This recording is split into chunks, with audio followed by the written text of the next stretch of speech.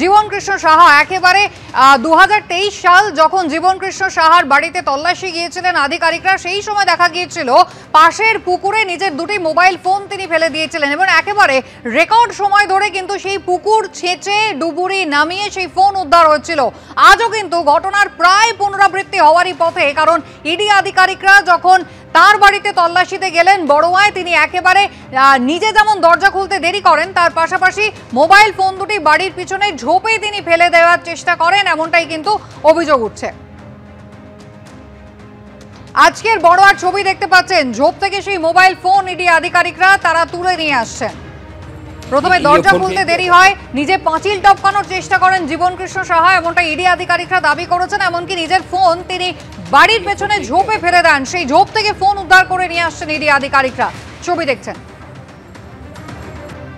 SSC নবম দশম নিয়োগ দুর্নীতির মামলায় এবার শুরু হয়েছে ইডির তল্লাশি। মোট 4টি জায়গায় ইডি তল্লাশি চালাচ্ছে। একদিকে মুর্শিদাবাদ বড়ুয়া তৃণমূল বিধায়ক তাঁর বাড়িতে যেমন তল্লাশি চলছে, ইডির গাড়ি এবং আধিকারিকদের দেখে জীবন কৃষ্ণ সাহা তিনি পালাতে গিয়েছিলেন, এমনটাই স্থানীয় সূত্রে জানা গিয়েছে।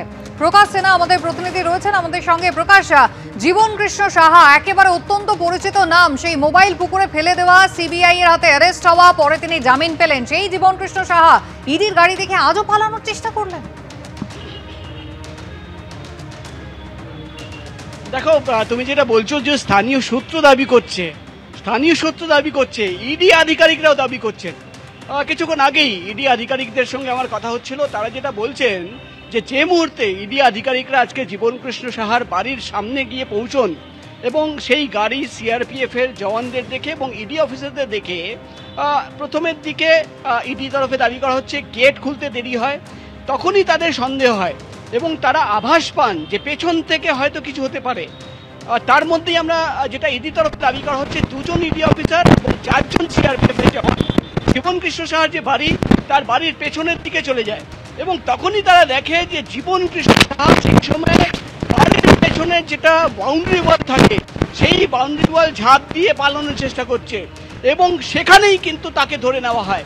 এবং ইডি আধিকারিকরা দাবি করছেন যে প্রথমে পালানোর চেষ্টা, তারপর মোবাইল ফেলে দেওয়া। ইডির তরফে দাবি করা হচ্ছে তাকে যখন ধরে ফেলা হয় বাউন্ডারি ওয়াল ঝাঁপ দিয়ে পালানোর সময়, তাকে নিয়ে বাড়ির ভেতরে যাওয়া হয়। জীবন কৃষ্ণ সাহার দুটো মোবাইল নাম্বারে একটা ফোন পাওয়া যায় আর একটা ফোন পাওয়া যাচ্ছিল না। তখন সেই নাম্বারে ইডি অফিসাররা বারবার রিং করতে শুরু করেন। সেখানে দেখা যায় রিং তো হচ্ছে, অর্থাৎ রিঙ্গিং মোডে ফোন আসছে, কিন্তু মোবাইল ফোন বাড়ির ভেতরে কোথাও নেই। তখনই জীবন কৃষ্ণ সাহাকে প্রশ্ন করা হয়। প্রথমে যেটা ইডি তরফে দাবি করা হয়, জীবন কৃষ্ণ সাহা বলেন যে এই একটা বিরত করি, সামান্য কিছু যান্ত্রিক ত্রুটি হচ্ছে, তোমার কথা শুনতে আমরা স্পষ্টভাবে পাচ্ছি না। আমরা আবারও তোমার সঙ্গে যোগাযোগ করার চেষ্টা করছি। প্রকাশ সিনহা আমাদের সঙ্গে সরাসরি রয়েছেন। আপনাদের আবারও বলবো, দেখছেন